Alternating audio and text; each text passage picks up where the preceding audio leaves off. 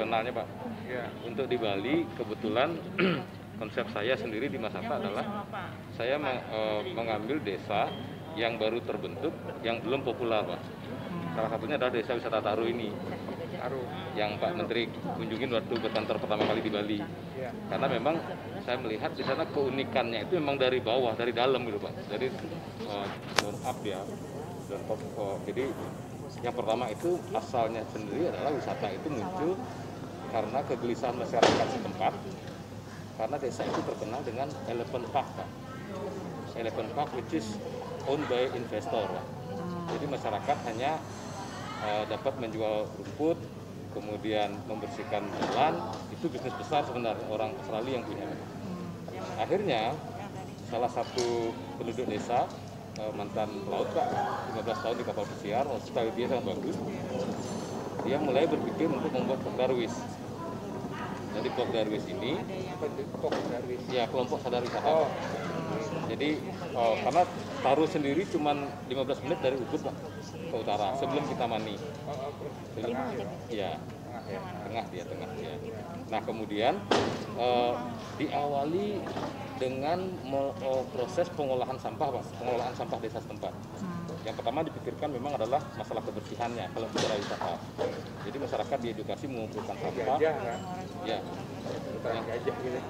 Nah, ini begini Pak, sampah masyarakat Pak, sampah rumah tangga. Oh, oke. Ya, kotoran gajah itu kan mereka swasta, mereka sendiri yang ngurus. Nah, pertama masyarakat diedukasi, mereka mau membayar sampahnya dikumpulkan oleh warga ini Pak, dikelola. Nah akhirnya sekarang ini sampah itu sudah menghasilkan uang Pak, jadi pupuk organik, mensuplai hotel-hotel, termasuk juga ke warga setempat. Nah kami sudah punya hitung-hitungan kemarin sama tim, 2 tahun lagi kita tuh akan beli sampah Pak. Kita beli sampah, biasanya saya kalau di hotel saya bayar sampah, ke tukang sampah. Sekarang kita dibayar dulu, karena inputnya, bahan bakunya ini sudah mulai berkurang, walaupun di desa banyak ada pohon-pohon gitu Pak. Nah dari sana, DTW yang pertama muncul itu adalah Taman Kunang-Kunang Pak, yang Pak Menteri kunjungin malam itu. Di sana historinya sendiri adalah Tegalalang atau Taru ini wilayah pertanian, yang dimana hanya di wilayah sekitar 80 meter aro itu saja ada kunang-kunangnya, karena dia menggunakan sistem pertanian organik dari kakeknya dulu Pak. Oh, jadi kunang-kunang nggak mau pindah gitu ya? Tidak mau pindah, dan tidak di tempat yang di sebelahnya itu nggak ada yang pakai pestisida, pakai pupuk itu nggak ada Pak. Baunya nggak enak kata dia. Ya, jadi sudah nggak organik gitu ya. Nah kemudian karena banyak orang berkunjung ke sana, berpikirlah yang punya sawah ini, saya khawatir kalau orang berkunjung ke sini tapi nggak lihat kunang-kunang, nanti saya malu. Dibuatkan penangkaran Pak. Dibuatkan penangkaran 12 kali 8, kita pakai jaring net. Kemudian kalaupun misalnya cuacanya tidak mendukung, kunang-kunang tetap ada di penangkaran itu gitu Pak. Nah dari sana kemarin 2020 masa pandemi itu kita dapat kunjungan 14.600 orang Pak.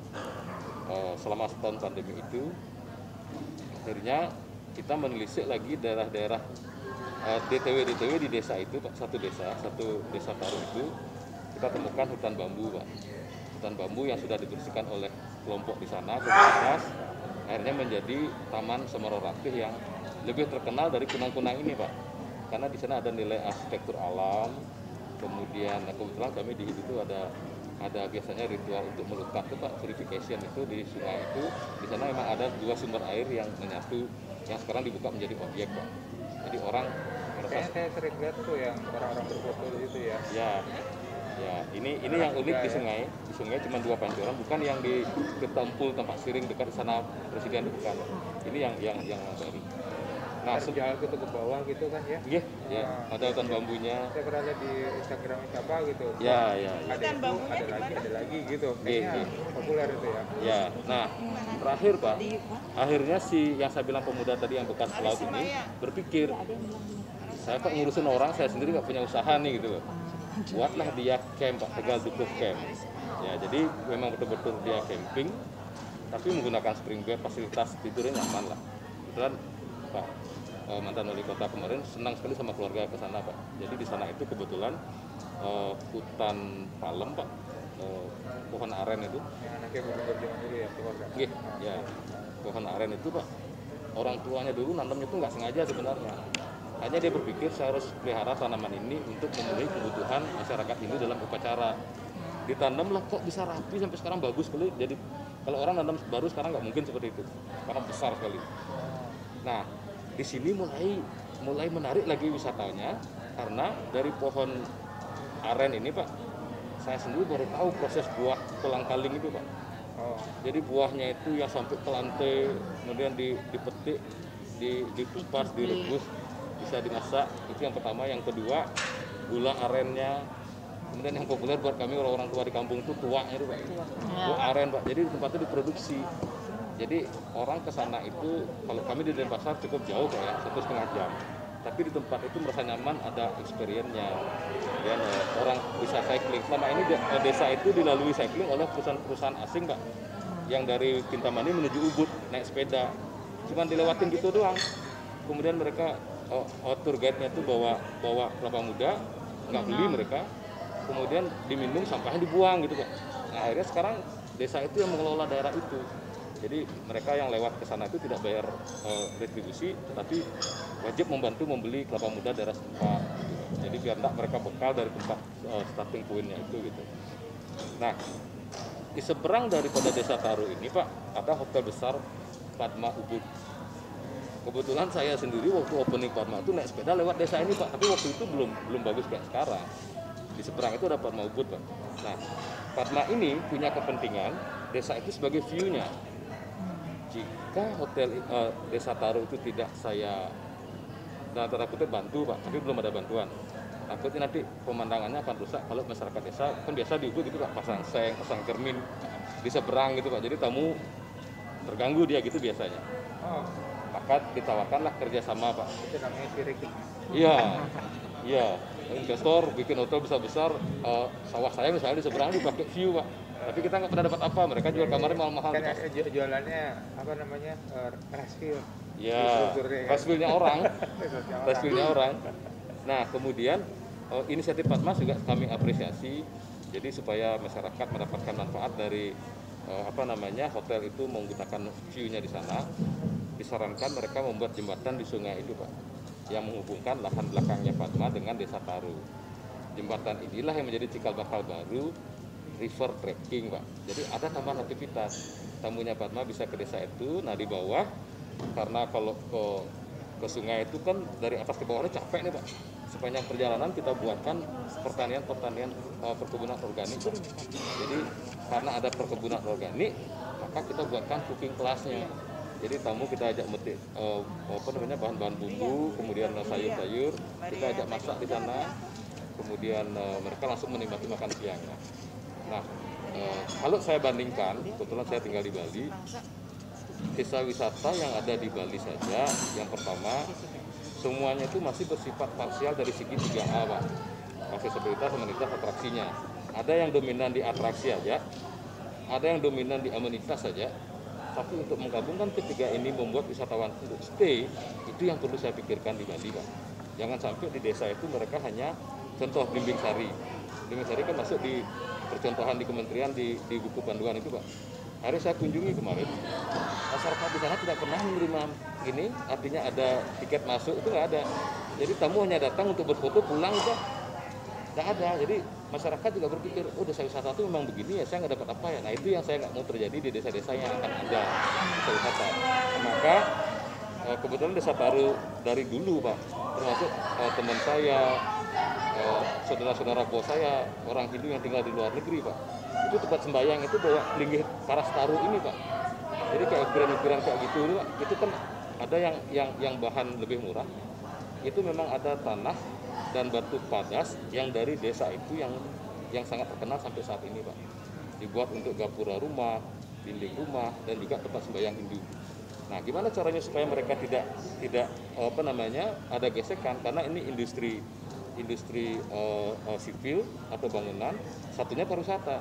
Akhirnya saya koneksikan, karena kan di Kemenparekraf juga ekonomi kreatif dan pariwisata biar nyambung. Diambil batunya itu. Nah, batunya memang ada di sana. Artinya saya ambil dari segi industri kreatifnya, sehingga orang berwisata ke sana. Ekrafnya adalah saya berdayakan memang aktivitas masyarakat yang sudah ada sejak dulu. Kalau mereka tinggalkan kegiatan kreatif membuat Parastaro ini, sayang Pak, karena sudah terkenal di mana-mana, dijual di Denpasar, dijual di Karangasem, dimanapun namanya Parastaro, karena memang asalnya di sana. Nah ini juga yang saya bentuk opini mindset mereka di sana. Mereka selaku tuan rumah justru mereka menggunakan batu-batu putih begini Pak. Justru batu yang lebih mahal dipakai. Salah saya bilang, Anda harus menggunakan identitas desa Anda sendiri, gapura rumahnya. Mereka itu berpikir, saya udah biasa pakai yang begini, saya harus pakai yang kayak orang di Ubud sana, orang Karangasem sana gitu. Saya rubah mindset mereka Pak. Jadi kita mulai dengan aksesabilitas itu, yaitu di signage-nya. Jadi nama-nama DTW itu menggunakan tugu atau papan berbahan dasar itu.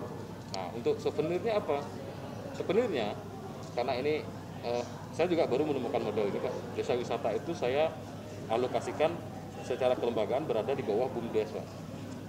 Jadi ada unit usaha desa wisata. Karena ketika desa wisata mau melakukan apa-apa dan sebagainya, kantor kepala desa biasanya terbentur dengan persetujuan dari BPD untuk mengalokasikan dana.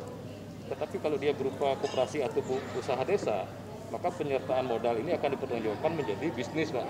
Jadi ada pengeluaran harus ada kali aja. Ya, ada penjualan, ada keuntungan dong kan gitu. Jadi pertanggungjawabannya jelas. Nah di sana KWT saya pertanyakan Pak, kelompok wanita tani. Jadi mereka yang saya bilang pertanian organik tadi Pak, mengolah menjadi souvenir atau giftnya itu yang pertama adalah bubuk jahe merah. Kemudian yang kemarin Pak Menteri bilang senang sekali sampai 2 botol belum minum itu loloh terter Pak. Loloh terter juga saya baru pertama kali tahu di desa ini Pak. Yang kita tahu adalah loloh cem-cem biasanya dari Kintamani dan Penglipuran terkenal itu. Apa itu? Cem-cem itu kayak Oh ya, dia kayak jamu, cuman bahannya emang dari daun cem-cem namanya Pak. untuk pendingin perut ya, Mas? Ya. Biar nggak panas. Biar nggak panas dalam. Kayak alang-alang gitu ya. Nah, dia daunnya itu kalau alang-alang kan dia kayak rumput Pak. Kalau ini dia kayak daun segini Pak. Cincau. Cincau ya. Cincau. Cincau dibecek ya. Cincau hijau berarti. Iya, hijau-hijau. Cuman dia tidak jadi ini nantinya tidak jadi jelly. Tidak jadi gel. Biasanya kan daun-daunan gitu jadi jelly. Ini enggak, dia cair. Oh. Nah, itu Sih daun minyak-minyakan itu ya kalau kita ya. Iya, daun cincau. Iya. Nah, kemudian kalau daun tartar ini dia kelompok terong Pak. Kelompok terong, orang lokal bilang sana terong memang. Nah, waktu dicoba memang saya pun merasakan memang ada aroma khas daun yang belum pernah kita minum sebelumnya. Mungkin daerah lain punya Pak, cuman kita belum pernah coba. Nah kemudian dari sana kita kemas. Kebetulan saya juga orang hotel Pak. Jadi beberapa teman saya sama seperti saya juga berhenti jadi GM. Teman saya jadi GM berhenti sekarang jadi konsul Ukraina Pak. Saya pertemukan lah. Padahal target saya adalah 2021 adalah desa mandiri, 2022 ini mengembangkan usaha, 2023 baru go internasional. Karena saya punya teman baik, konsul Ukraina, saya perkenalkan Pak. Jadi produk ini sekarang sudah siap untuk diekspor, sudah diperkenalkan di Ukraina. Punya KWT ini Bu, Kelompok Wanita Tani. Jadi akhirnya dari satu laboratorium saya Desa Taro ini Pak, saya berpikir memang untuk memproses suatu desa wisata memang harus belajar dulu kelembagaan di desanya. Karena desa wisata yang terkenal, kalau dia secara kelembagaan tidak mendapatkan dukungan dari pemerintah desa, kasihan pengurusnya Pak. Dia dipakai mainan sama masyarakat, sama kelompok-kelompok yang lain, Karang Taruna, BUMDes kayak begitu. Karena kan harapan kita, karena begini Pak, saya juga kebetulan setahun ini menjalani desa wisata, karena saya juga orang hotel. Akhirnya saya dipinang sama salah satu operator hotel besar Pak di Indonesia. Karena hotel bisnis jatuh, November kemarin saya diundang ke sini ke Jakarta, terus ditawarin kontrak. Saya mau bikin desa wisata di A, B, C, D, E, F. Anda kerja 10 bulan saya bayar sekian.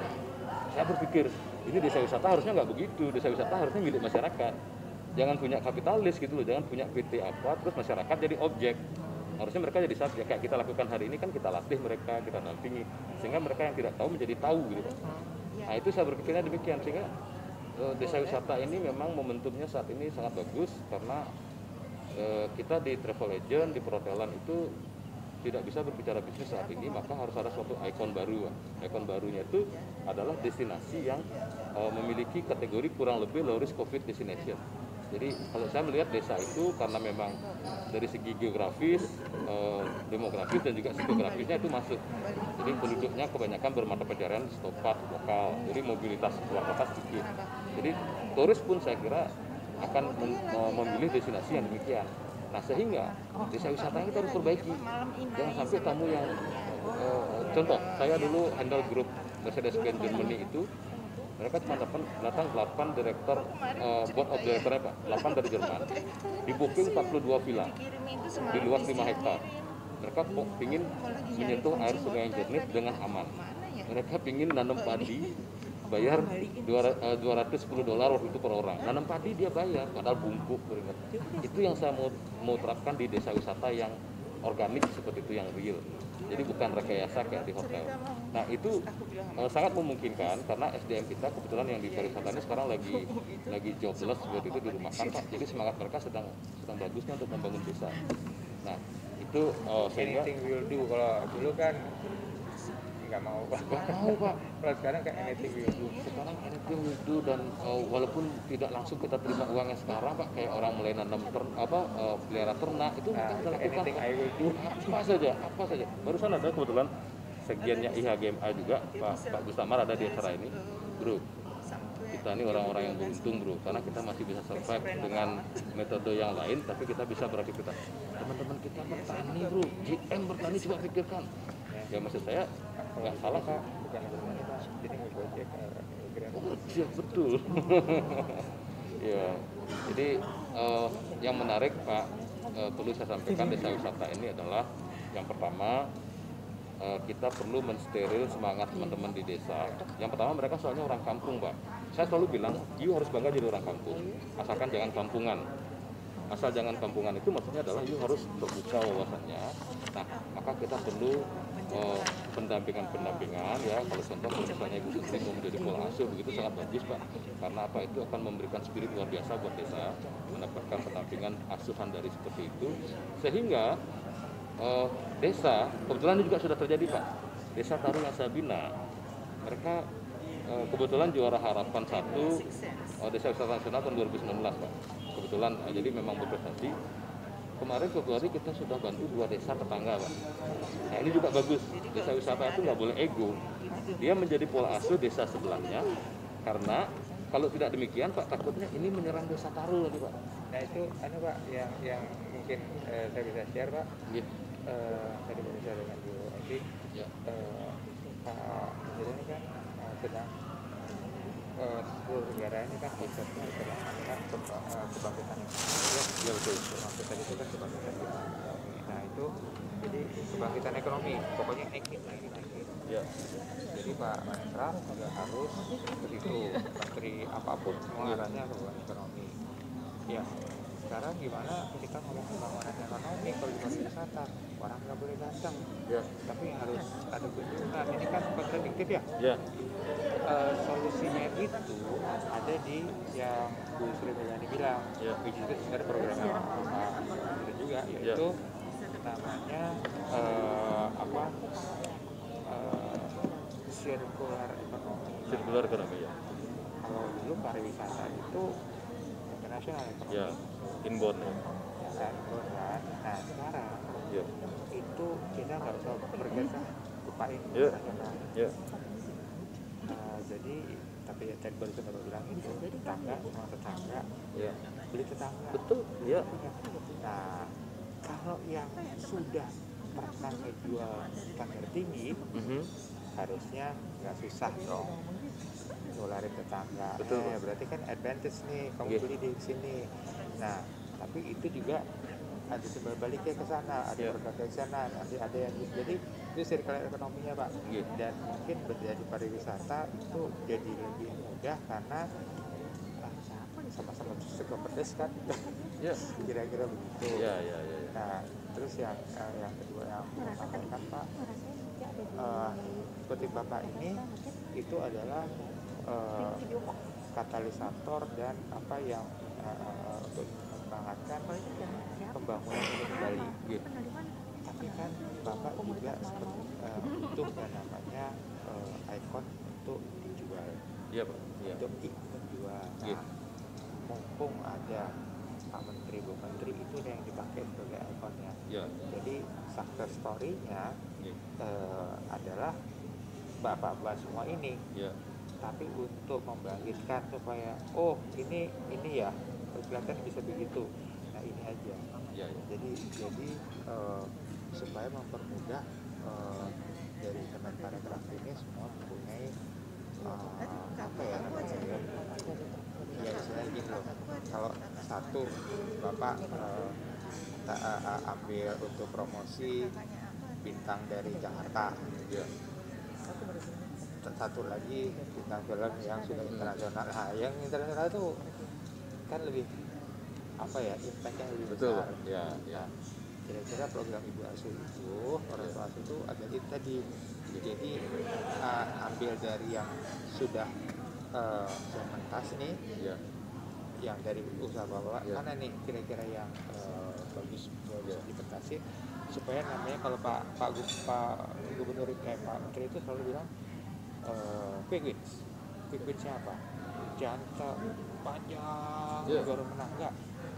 Untuk supaya membangkitkan semangatnya prajurit, satu pos itu lemak dulu 2 meter tuh, jadi lo gitu.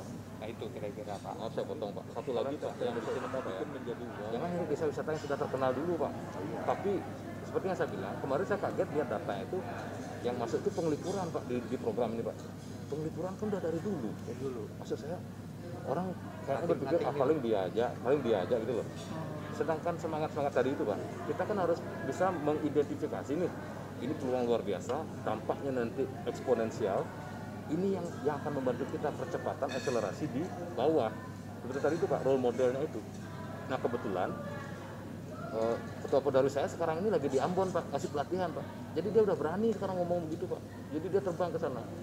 Besok dia lagi balik. Nah artinya saya senangnya begini. Kalau dulu terus terang kalau desa wisata itu kan pemerintah capek Pak. Bisa setahun bisa 3 kali ada pelatihan ke bawah sampai dari dinas pariwisata dan sebagainya. Nah sekarang kalau ada yang dari bawah ini muncul, mari kita manfaatkan. Jadi istilahnya manfaatkan itu adalah untuk bisa menginfluence yang lainnya.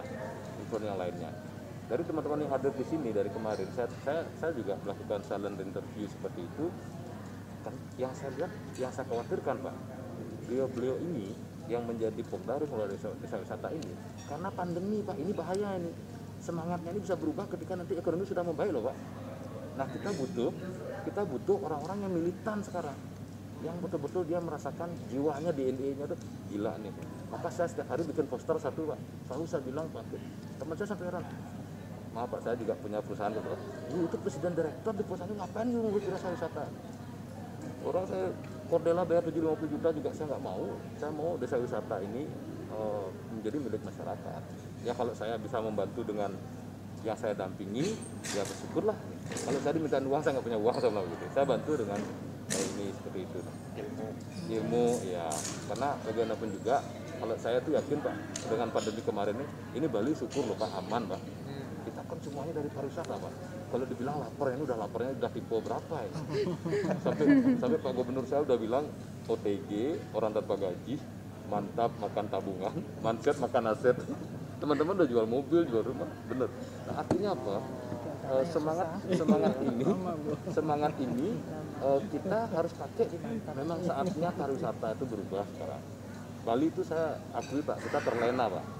Apa aja akar bambu aja bisa jadi barang antik, laku dijual. Tapi ketika kita bicara quality tourism, Bali itu mimpi dari dulu Pak, quality tourism Pak. Karena balapan antara quantity dan quality. Saya selalu bilang sama Prof. Pitana, saya dukung teori beliau itu, quality dan quantity ini harus dikontrol barengan. Gak usah sombong deh bilang quantity diabaikan, nggak bisa. Semuanya harus jalan tapi dikontrol masing-masing gitu. Nah, berangkat dari sana, akhirnya kita berpikir, Pak Kadis Padasa di Bali pun saya kasih tahu Pak, mohon maaf loh Pak, dari 9 desa, dari 224 desa wisata, desa Tarunya masuk loh Pak.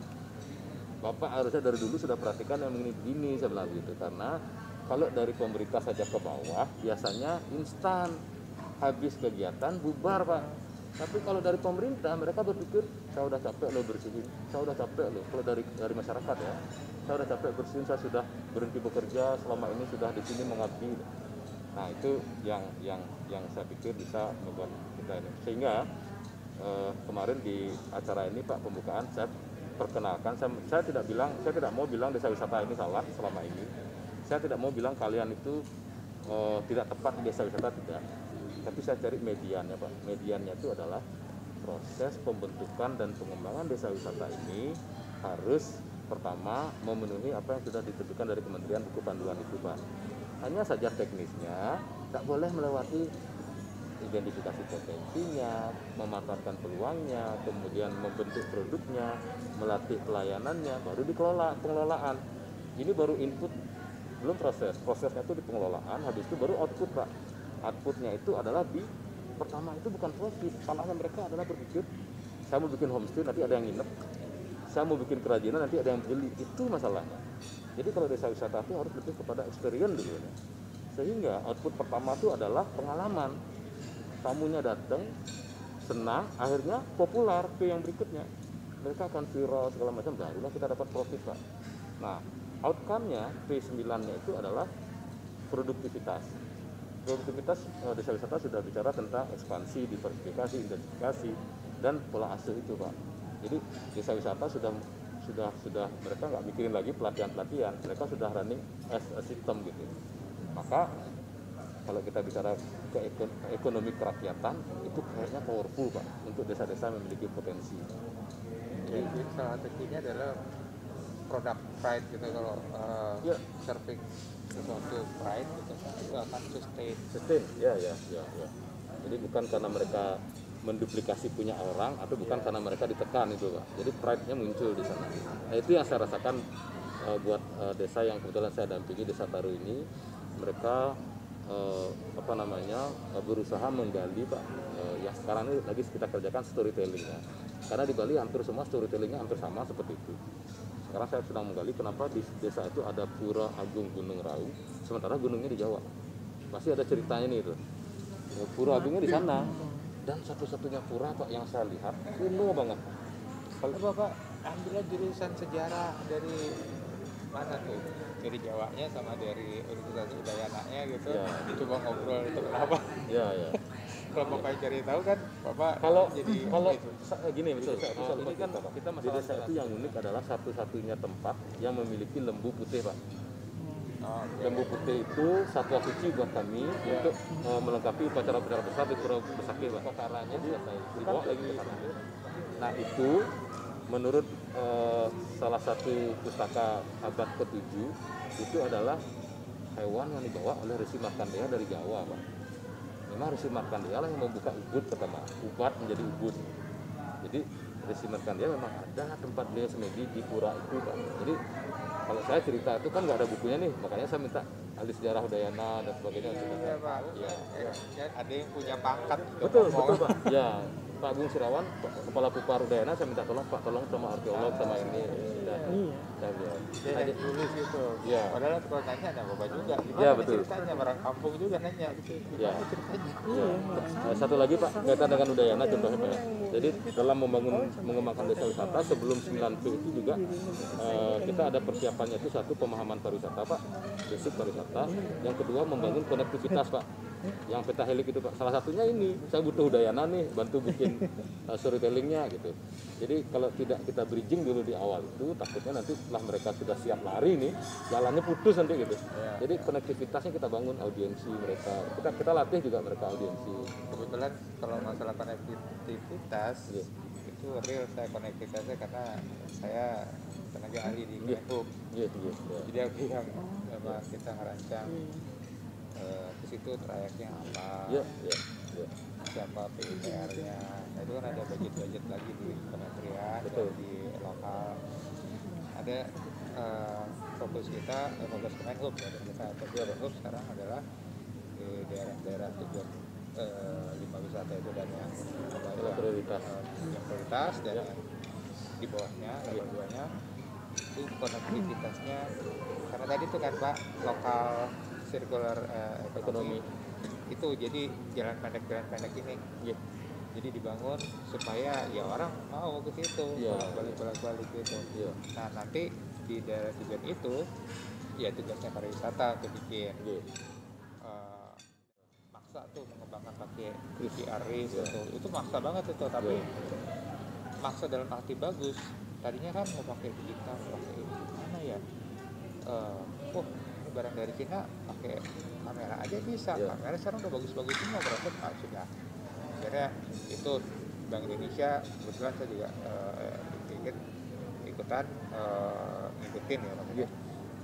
3 bulan saja lah iris, kira hebat itu, bagus semua.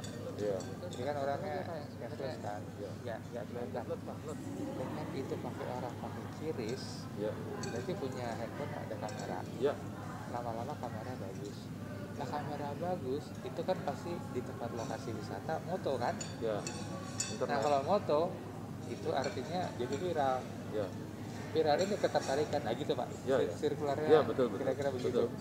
Jadi ada katanya kalau di satu tempat yang geser di sana. Makanya saya bilang tadi outputnya itu adalah yang pertama itu pengalaman dulu, baru dia populer Pak. Karena dengan pengalaman menarik ini akan diviralkan, jadi populer, baru jadi profit.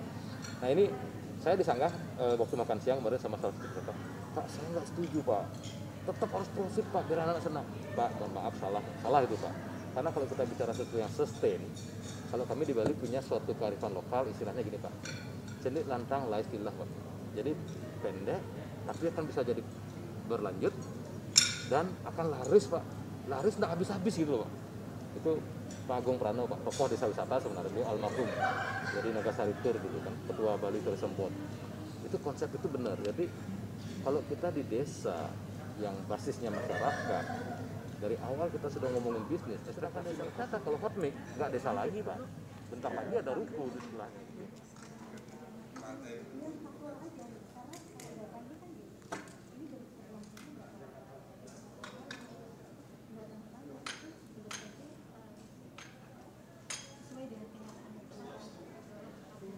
Bapak Ibu sekalian, terima kasih ya, dari kemarin sampai hari ini saya lihat wajah-wajah Bapak dan Ibu masih semangat nih. Saya lihat ya, desa wisata semangat ya, sekarang ini hadir perwakilan 67 ya desa wisata yang kita ambil sebagai pilot project di tahun 2021. Jadi Bapak Ibu tadi sudah melihat di depan diperkenalkan, hanya dibebankan kepada Kementerian Pariwisata dan Ekonomi Kreatif saja, tetapi kami dibantu. Nah satu lagi hadir dari apa? Berdiri Pak, kami berbicara di teman-teman alumnus 4. Beliau nanti untuk mendata teman-teman alumnus 4 kompetensinya seperti apa dan di mana saja ada. Kira-kira seperti itu ya. Jadi teman-teman yang berdiri tadi di depan itu, ya ini yang saya perlu tegaskan, mendampingi dalam arti supervisi dan coaching. Jadi Bapak Ibu sudah yang dimiliki di desa wisata, Bapak Ibu sekalian, itu yang kami akan bawa di dalam rangka dari mitra akan membuat posisi mereka, kompetensinya seperti apa, kebutuhannya, ya ini teori supply and demand ini, ya demandnya, ini kan Bapak Ibu ada demand nih, ada permintaan untuk membangun desa wisata di masing-masing desa wisata memiliki ciri karakter sendiri-sendiri. Nah, dari sisi supply, mitra-mitra kita nanti saya minta untuk membuat semacam list, ya daftar kompetensi-kompetensi yang mereka miliki terhadap anggota-anggotanya. Nah, nanti kita akan beginikan. Nah, ini, ya kan? Nah, nanti kita akan mendapatkan sebuah jadwal timeline siapa mengerjakan apa di mana. Gitu. Jadi Bapak Ibu sesuai dengan kebutuhan akan kami kirimkan mereka-mereka yang betul-betul memiliki kompetensi untuk mendampingi Bapak Ibu sekalian. Berapa lama itu nanti kita akan bicarakan. Ya, tergantung dari tingkat kedalaman masalah dan potensi yang harus kita selesaikan. Kami sih memperkirakan antara 2 sampai 1 bulan. Kira-kira begitu ya. Ini dalam pikiran kami. Nah, nanti kita lihat di lapangan seperti apa. Kalau memang butuh lebih lama lagi, kita akan pertimbangkan. Nah, itu yang ingin saya sampaikan. Jadi sekali lagi, ini bukan program pelatihan tetapi pendampingan. Karena apa? Karena Bapak Ibu mungkin mendapatkan pelatihan di beberapa tahun yang lalu oleh siapa saja. Itu kadang-kadang kementerian dan lembaga lain melakukan juga pelatihan-pelatihan. Ya, kemudian kami juga mungkin dari Poltekpar juga. Nah itulah kami akan dampingi. Nah sehingga Bapak Ibu apa yang pengetahuan apa, keterampilan apa yang Bapak Ibu dapatkan, nah sehingga bisa dibudayakan, bisa diimplementasikan dalam kegiatan keseharian Bapak Ibu di dalam pengelola desa wisata. Pak Swabawa hari pertama sudah mempresentasikan, saya pikir itu bagus. Itu sebuah alternatif ya yang ditawarkan kepada kita semua dengan konsep 7P-nya itu ya, 5P, 3P dan 1P. Itu saya minta nanti kita akan bentuk tim menyelesaikan lebih jauh lagi agar bisa diimplementasikan di tempat kita masing-masing. Saya sudah laporkan ke Mas Menteri ya, nanti saya minta timnya Pak Swabawa ini menyelesaikan dalam bulan-bulan sekarang Maret ya, April lah mudah-mudahan ya. Jadi kasih PR dia biar cepat selesai. Jadi April ini kita selesaikan, nanti kita uji coba di tempat Bapak Ibu sekalian. Mudah-mudahan bisa diimplementasikan ya. Nah nanti kurang lebihnya tolong diberikan masukan gitu ya. Boleh mengkritik, boleh memberikan masukan ya kepada Pak Swabawa dengan konsep-konsepnya. Dan mudah-mudahan itu kita akan gunakan di desa-desa yang lain. Kita banyak punya desa ini, hampir kalau nggak salah data dari Kemendes itu 10.000, tetapi ada tapinya nih. Tetapi kalau nggak salah itu sebanyak 300 sekian baru ber-SK-kan Bupati. Nah oleh karena itu Bapak Ibu yang 67 hadir hari ini, tolong ya Bapak Ibu yang belum ada SK-nya diperjuangkan dulu itu, ya diperjuangkan itu, diusulkan ya dari bawah mengusulkan ke kadisnya, kadis mungkin akan mengusulkan ke bupati. Karena apa? Karena desa wisata yang punya SK lah yang bisa dibantu oleh Kemendes. Ya, Kemendes banyak duitnya, ya, adalah anggaran-anggaran untuk desa. Nah dia mau memberikan bantuan jika Bapak Ibu punya SK.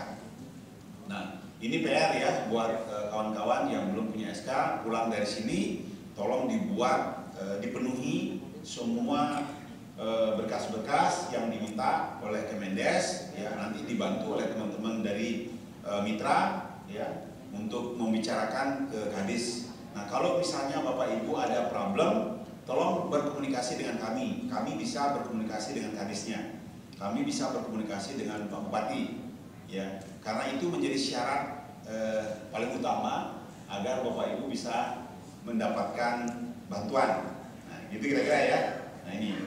Nah lebih lanjut lagi Bapak Ibu sekalian, kira-kira 2 minggu dari sekarang setelah kami nanti membereskan masukan-masukan Bapak Ibu hari ini, ya nanti kita akan mendapatkan rekapitulasi kebutuhan real di lapangan di masing-masing desa wisata. Kemudian kami akan rapat dengan mitra, kami akan mencoba untuk membuat timeline-nya, akan membuat job masing-masing dari teman-teman mitra. Nah, kemudian kami cari akhir, mudah-mudahan kita bisa jalan. Mudah-mudahan. Nah, ini harus digituin nih teman-teman saya, harus dikasih target-target ya. Ya, bagaimana caranya ya terserah, gitu kan. Jadi di bulan April, ya katakanlah paling enggak akhir April atau awal Mei lah kita sudah bisa jalan. Ya, kita bisa jalan.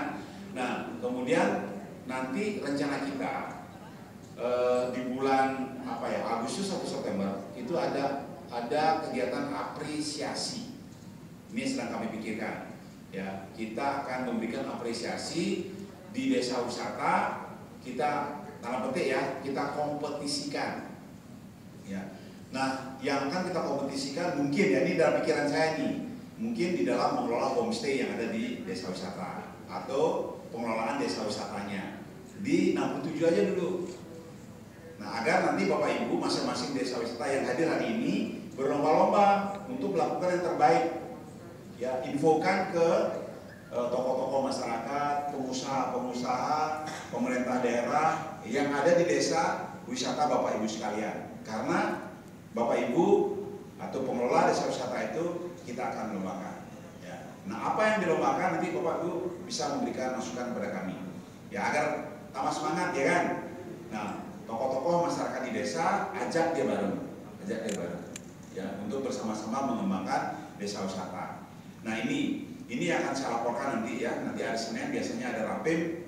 Nah hari ini apa yang kita lakukan akan saya laporkan ke Mas Menteri, karena Mas Menteri sekarang ini fokus kepada pengembangan desa wisata, itu target kita. Jadi program besaran Kemenparekraf adalah desa wisata. Ya. Nah desa wisata nanti bukan hanya kita kembangkan homestay sama pengelolaan, juga ekraf, ekonomi kreatif. Nah kebetulan SDM-nya di bawah deputi kami. Ini sedang kami godok, ini belum jalan ya. Makanya nanti tolong laporkan ke kami kira-kira ekraf apa dari 17 subsektor itu yang berkembang di desa Bapak Ibu sekalian. Entah itu kriya, kuliner, fashion, aplikasi, film, musik, arsitektur, apalagi itu 17 lah. 17 subsektor itu. Tolong didata ya, dilihat kembali. Yang mana dari subsektor yang 17 itu yang menjadi andalan yang selama ini berkembang di desa Bapak Ibu sekalian. Gitu. Jadi kalau kami dapat datanya, nanti akan kami coba buat program-program pendampingan. Jadi di SDM Ekraf juga ada program pendampingan. Ya, dan juga akan kami laporkan ke Deputi 7, Deputi Ekonomi Kreatif dan Produk Digital, Ekonomi Digital dan Produk Kreatif gitu. Jadi yang khusus Deputi mengurusi ekonomi kreatif gitu. Jadi akan kami laporkan, maka nanti kami akan sinergi dengan Deputi 7. Nah Deputi 5 itu khusus bicara pemasaran dan promosi. Nah kalau Bapak Ibu mungkin di bulan-bulan apa misalnya, katakanlah Agustus sudah siap produknya, yang siap untuk dipromosikan. Nah ini ya, mereka yang siap dipromosikan kita akan laporkan ke Deputi 5. Nanti Deputi 5 membuat program promosi. Nah ini kita punya waktu ya. Nah dari sekarang kita coba Bapak Ibu membuat strategi-strateginya, buat kegiatan-kegiatan apa ya, dibuat aja list, kita komunikasi ya, mumpung ada berapa tadi 14 mitra yang berdiri di depan itu yang mempunyai idealismenya masih ada, dan orang-orang yang sangat bertanggung jawab dan berkeinginan untuk membangun desa wisata. Kalau kita lihat ini yang berdiri tadi, kalau saya ibaratkan hukum apa itu Maslow, tahu Maslow 5 level kehidupan. Beliau ini kan sudah level 5. Tahu level 5? Level 5 itu aktualisasi diri. Ya, ingin memberikan sesuatu kepada Bapak Ibu sekalian. Kalau level 1 kan baru kebutuhan apa itu? Sandang pangan gitu kan. Itu sudah lewat. Level 2 lewat gitu kan, kira-kira begitulah yang saya lihat. Karena teman-teman kita ini mereka dari profesi yang beraneka ragam. Ya, beraneka ragam, mereka rata-rata sudah pernah menjadi GM gitu kan, departemen head. Nah, sekarang saatnya mereka memberi sesuatu kepada masyarakat di desa wisata. Saya pikir begitu ya. Karena beliau-beliau ini adalah ingin apa ya? Ingin mengabdi lebih banyak. Nah, teman-teman inilah kita rangkul bersama dengan pemerintah. Selanjutnya dari Mas Sata, Bapak Ketut Swabawa. Dari Kontripo ada Bapak Adya Ditra Tegar Prakarsa. Kontripo Pak Tegar. Oh, Pak Tegar belum hadir ya. Oke, kita lanjut saja. Itu ada dari Inhagiyama Bapak Ustamar Toto. Selanjutnya dari Indekon Bapak Ari Suhandi. Selanjutnya dari Kaventer Ibu Fitri Utaminingrum. Dari Desa Wisata Institut Bapak Rohmadu Inuhai. Ya, dari Vendo Ibu Darmayani. Bapak Darmayani Bapak.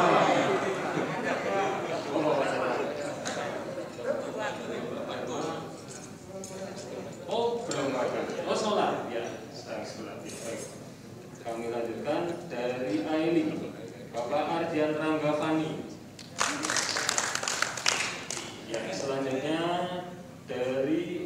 Ejek Bapak Agus Wiono.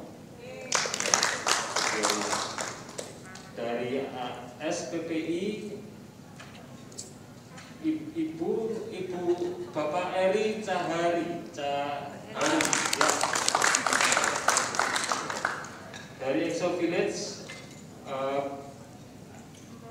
Bapak Anjar Ibu ya Ibu Anjar Budiani ya Bapak Ibu, demikian ini Bapak Ibu yang di depan ini adalah perwakilan dari komunitas dan asosiasi yang nanti berkolaborasi dengan Kemenparekraf nanti untuk mendampingi pengembangan SDM desa wisata Kota Perkenalkan, nama saya Suhandri, saya dari Desa Wisata Jatimulyo. Saya sekarang menjadi Wakil Ketua Desa Wisata Jatimulyo. Perkenankan saya untuk menyampaikan profil Desa Wisata Jatimulyo. Jadi Desa Wisata Jatimulyo terletak di sebelah barat Provinsi Daerah Istimewa Yogyakarta, berada pada perbukitan Menoreh. Kemudian luas di desa kami itu 1.629 hektar dengan 12 padukuhan, di mana Desa Jatimulyo, ya Kulon Progo, di mana Desa Jatimulyo itu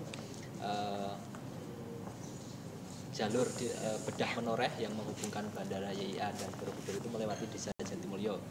Untuk itu memang saat ini dari Bandara Internasional baru ke Borobudur, jadi memang letaknya Jatimulyo itu saat ini strategis gitu. Kemudian untuk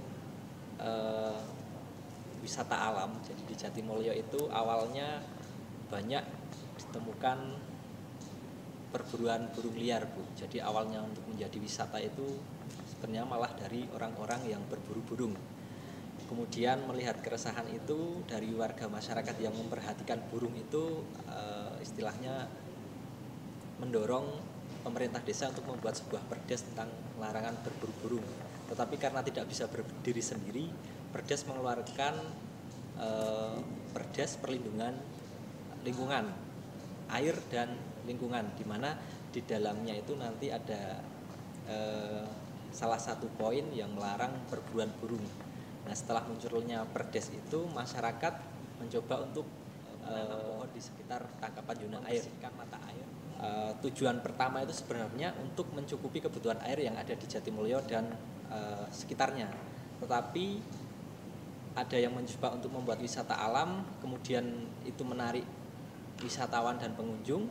Dikembangkanlah dulunya dari 1 wisata alam menjadi 5 wisata alam air, dan itu juga membuat menjadikan manfaat bagi lingkungan, karena dulunya sungai yang penuh dengan sampah pepohonan sekarang bersih menjadi wisata alam.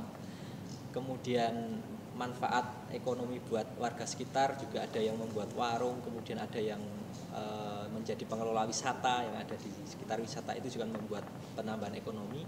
Kemudian di sisi lain yang perdes tentang larangan burung itu, sekarang masyarakat yang dulu mencuri ataupun mengambil burung itu sekarang insaf, Bu, menjadi seorang pemerhati burung. Makanya di Desa Jatimulyo juga dikenal sebagai desa ramah burung, karena semua jenis burung yang ada di Jatimulyo itu memang dilindungi, tidak boleh ditangkap dan tidak boleh dipikal. Nah, salah satu paket ataupun kegiatan yang ada di Jatimulyo yang mungkin tidak ada di desa wisata lain, bahkan itu hanya ada di Jatimulyo se-Indonesia, itu ada kegiatan adopsi sarang burung, Bu. Adopsi sarang burung itu untuk istilah menyelamatkan yang dulunya itu mendapatkan ekonomi dari mengambil burung, saat ini bisa tetap mendapatkan ekonomi dari burung tanpa mengambil dan istilah mengambil burung. Jadi misalkan ada sarang burung itu nanti dicarikan seorang adopter.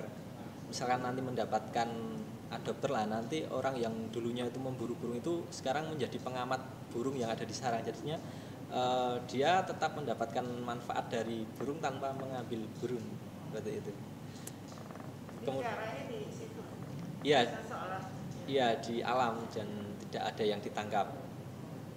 Kemudian untuk wisata lainnya di Jatimulyo ada Gua Kiskendo, kemudian ada Gunung Lanang, Nah itu Gua Kiskendo. Gua Kiskendo itu kan kalau pintu Gua Kiskendo itu ada di Yogyakarta, tapi badan gua itu ada di Jawa Tengah, yang perbatasan. Yaitu gua yang salah satu gua tertinggi di perbukitan Menoreh karena berada pada ketinggian 800 meter di atas permukaan laut. Kemudian untuk budaya lainnya, kalau di Sleman ada sendera tari Ramayana, di Jatimulyo ada sendera tari Sugriwa Subali, dan itu diangkat menjadi ikonnya Kulon Progo juga. Kemudian ada kesenian lain seperti Trengganon, terus Jadilan, dan kesenian-kesenian lokal. Kemudian ada juga kami Trimanggala Buana Bakti, Bu. Itu adalah sebuah acara yang istilahnya tentang toleransi antar agama. Jadi karena di Jatimulyo itu yang terbesar itu agama Islam, kemudian yang kedua itu agama Buddha. Nah itu Trimanggala Buana Bakti adalah sebuah acara yang mempersatukan antara umat agama Islam dan umat agama Buddha. Jadi terjalin kerukunan. Untuk acara adat yang lainnya kami juga masih kuat, seperti acara adat Saparan, Dulkaidan, Rejapan, itu biasanya kami lakukan walaupun masa pandemi, karena itu sudah adat tetap kami lakukan setiap bulannya. Kemudian untuk UMKM di Desa Jatimulyo itu adalah salah satu warisan makanan namanya dawet sambel. Dawet yang biasanya itu pakai santan, kalau di Jatimulyo itu dawetnya nggak pakai santan tapi pakai sambel. Kemudian toppingnya itu ada toge, tahu, bawang goreng, dan pemanisnya itu nira kelapa. Itu 2019 oleh Kementerian Pendidikan dan Kebudayaan ditetapkan sebagai makanan warisan budaya tak benda tahun 2019. Untuk bahan dasarnya itu dawet sambel itu dari tepung ganyong, dan saya sendiri ini juga sebagai pelaku wisata dan juga pelaku kuliner, karena saya juga yang istilahnya itu mendongkrak dawet sambal itu agar bisa istilahnya itu terkenal begitu. Saat ini kami sedang mencoba untuk menanam ganyong yang bahan dasar dawet sambal itu. Akan tetapi karena kebutuhan kami sangat banyak dan bibit yang kurang memadai, kami memang masih menanam seadanya. Kami memanfaatkan kelompok wanita tani yang ada di desa kami, ada sekitar 5 kelompok tani. Rencananya kami nanti misalkan mendapatkan bibit akan kami titipkan di kelompok tani. Nanti misalkan saat panen kami akan mengolah untuk dijadikan dawet ataupun yang lainnya. Yang sedang kami tepung ganyong. Kemudian baru saja mencoba tepung ganyong, kami kolaborasi, kami campur dengan bahan buat roti, kami buat cokis, Bu. Ya okay. Baru pertama kali tapi hasilnya juga lumayan. Nah nanti ke depan memang saya dan teman-teman pengen membuat produk makanan olahan dari ganyong. Ya kita juga mau mengangkat ganyong yang sekarang udah punah, udah nggak ada, memang akan kami kembalikan lagi. Bubur setahu saya ganyong. Iya, tapi karena kalau orang desa itu dulu memang ganyong yang buat makan sehari. Sekarang ada beras, ganyong udah hilang, Bu. Jadi kemarin saya nyarinya malah sampai Purworejo, sampai Jawa Tengah itu nyari bibitnya ganyong itu. Sebelum tahun 2000 itu pernah diangkat ya sebenarnya ya. Ganyong, tahun 98 atau 99 gitu. Ya sebelum tahun 2000-an. Ya, cuma tenggelam lagi itu kayaknya. Iya, hilang lagi. Sekarang coba pengen diangkat lagi. Lagi. Tapi baru dawet ganyongnya aja. Dawet sambelnya. Kalau ya. Untuk yang olahan lainnya dari ganyongnya lainnya ada sari salak. Sari salak itu inovasi, sebenarnya inovasi itu, Bu. Jadi dari buah salak yang misalkan dijual begitu saja itu dulu harganya cuma 2.000, 3.000. Tapi setelah kami olah menjadi minuman sari salak namanya, itu juga meningkatkan nilai jual. Tapi kami memang masih terkendala dalam istilahnya penjualan promosi. Kalau sampai saat ini kami kerjasama dengan Dinas Koperasi Provinsi. Jadi ada bandara, sari salak itu bisa didisplay di bandara, tetapi harus dikirim ke Dinas Koperasi dulu gitu. Harus rata-rata. Kenapa salak? Karena banyak di sana. Salak banyak, karena salak banyak, harganya murah, kemudian jadi diinovasi jadi minuman sari salak itu. Kemudian juga ada keripik pegagan, ada juga olahan gula merah, gula semut, gula ampas. Nah, itu ada variasi rasa juga. Dan yang lainnya ada kayak semacam keripik, itu keripik ketela, nama keripik ketela itu dari, kalau di desa saya itu ini kates itu bilangnya tela gitu, keripik pepaya kates itu. Kemarin juga ada yang buat kates terus minta tolong, ini saya minta tolong dibuatin logonya, dibuatin kemasannya gitu. Ya memang karena SDM kami kekurangan dalam hal ini Bu, untuk pembuatan kemasan, kemudian ya desain untuk membuat label gitu. Satu wilayahnya sama itu ya, Borobudur Highland. Itu di Nglinggo, kalau kami di sebelah selatan lagi, masih 2 kecamatan lagi Bu dari Nglinggo itu, Samigalo, Kalibawang, dan Girimulyo tempat saya. Kemudian untuk kerajinan Bu, ini yang memang menjadi persoalan dan juga PR buat kami. Kami dalam kerajinan memang belum ada sebenarnya ukiran, tapi karena yang istilahnya guru yang dulu senang ukir itu udah meninggal tahun 2019 lalu, terus ini akhirnya menjadi bahan bahan renungan kita semua. Ini mau buat kerajinan apa, kita masih kesulitan gitu. Jadi memang untuk kerajinan kami memang belum ada. Jadi potensinya dari makanan. Iya, itu karena Desa Jatimulyo juga ditetapkan sebagai desa mandiri budaya, harus ada desa prima, dan tahun 2020 kemarin ya, Januari 2020, desa wisata Desa Jatimulyo itu juga membuat namanya Desa Prima Bu. Itu perkumpulan ibu-ibu yang UMKM di dusun-dusun itu menjadi sebuah lembaga desa, istilahnya seperti itu. Nah, itu di situ juga misalkan sebagai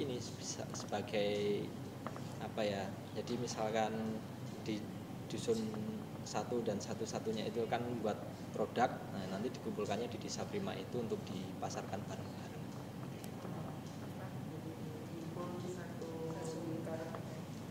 Desa Prima tadi. Iya. Di Jatimulyo.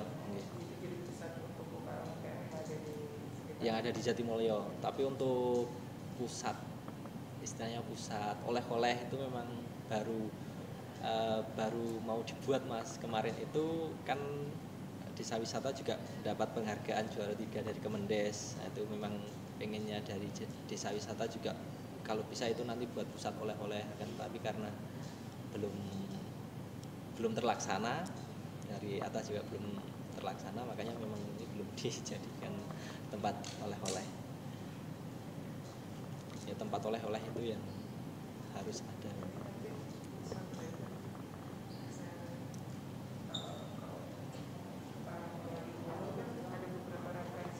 Ya. Punya dokumentasi yang kita juga beberapa UKM ada di Indonesia ya. Iya. Dibanding atau juga usaha Diovan itu, jadi usaha itu kan bikin pusat orang yang berkeranjang yang ada di Bali itu. Iya. Bisa belajar Batik Trusmi. membangun pusat oleh nantinya di negara Rejo. Iya. Ya, so kapan-kapan bisa belajar di sana. Memang kami belum punya itu. Ya, siap Bu. Sudah cukup? Ya, Sudah Bu. cukup. Oke. Cukup Terima kasih ya. Matur nuwun. Terima kasih.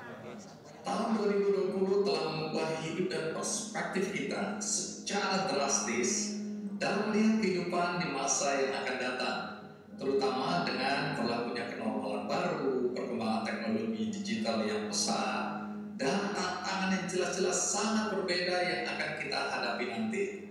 Nah, untuk mengantisipasi tantangan teknologi di masa depan, saya ingin mengajak Anda untuk bergabung dalam program Happy Digital X.